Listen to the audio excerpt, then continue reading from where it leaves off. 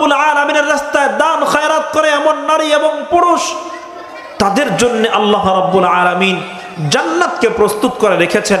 সুতরাং শুধু আমরা নামাজ পড়লাম, স্ত্রীকে নামাজের কথা বললাম না, ফজর নামাজে আমি চলে এলাম মসজিদে, স্ত্রীকে ঘুম থেকে জাগ্রত করলাম না, আমার মেয়েকে ঘুম থেকে জাগ্রত করলাম না, আমার ছেলেকে ঘুম থেকে জাগ্রত করলাম না, আমি নিজে চলে আসলাম মসজিদে নামাজ আদায় করার জন্যে। আমার মেয়ের পরীক্ষা আছে, এখন জাগাইলে ঘুম থেকে জাগ্রত করলে শরীরটা খারাপ হয়ে যাবে, গভীর রাত পর্যন্ত পড়াশোনা করেছে, এখন একটু ঘুমা, এই বলে মেয়েকে ঘুম পাড়িয়ে রাখলাম, ছেলেকে ঘুম পাড়িয়ে রাখলাম। বলে আমি আমার ছেলের জন্যে, আমি আমার মেয়ের জন্যে শুভাকাঙ্ক্ষী একজন সচেতন বাবা হতে পারলাম না, আমি আমার মেয়ের জন্যে, ছেলের জন্যে তাদেরকে নরকে পাঠানোর মতো একজন বাবা হলাম। তা আমার মেয়েকে, আমার ছেলেকে যদি আমি নরকেই পাঠাই, আমার মেয়ের জন্য, আমার ছেলের জন্য যদি জাহান্নামকে প্রস্তুত করি, বলে আমার মতো হতভাগা, আমার মতো কপাল পোড়া বাবা আর জমিনে হতে পারে না।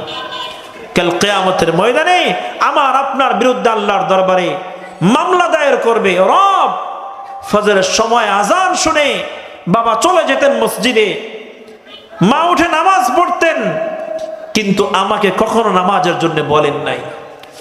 শুধু কোচিংয়ে যাও, স্কুলে যাও, কলেজে যাও, পড়ার জন্য আমাকে প্রেসার দিয়েছেন ঠিক।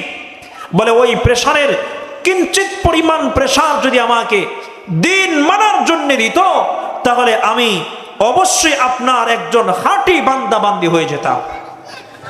এই মামলা দায়ের করবে আমার আপনার বিরুদ্ধে যদি আমি, আপনি, আমার আপনার ছেলেকে, আমার আপনার মেয়েকে দিনের উপরে চলার জন্যে লাইন গার্ড না দেখাই, দিনের উপরে চলার জন্যে আমি আপনি যদি তাদেরকে পথ প্রদর্শন না করি, সহায়তা না করি, আল্লাহ পাকের দরবারে আমার আপনার বিরুদ্ধে কাল কিয়ামতের ময়দানে মামলা দায়ের করবে।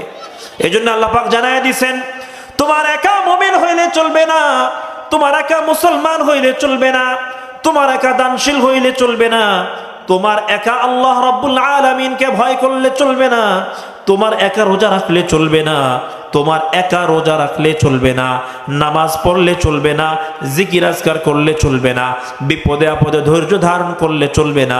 বলে সাথে সাথে তোমার স্ত্রীকে, তোমার মেয়েকে, তোমার ছেলেকে, তোমার পরিবার পরিজন সকলকে এই দিনের উপরে চলার জন্য তাম্বি দিতে হবে। এজন্য কোরআনুল কারীমের মধ্যে আল্লাহ রাব্বুল আলামিন জানায় দেন, যে আয়াতটি প্রথমে তেলাওয়াত করেছিলাম, আল্লাহ বলেন, ইয়া আইয়ুহাল্লাযীনা আমানু কু আনফুসাকুম ওয়া আহলিকুম নারা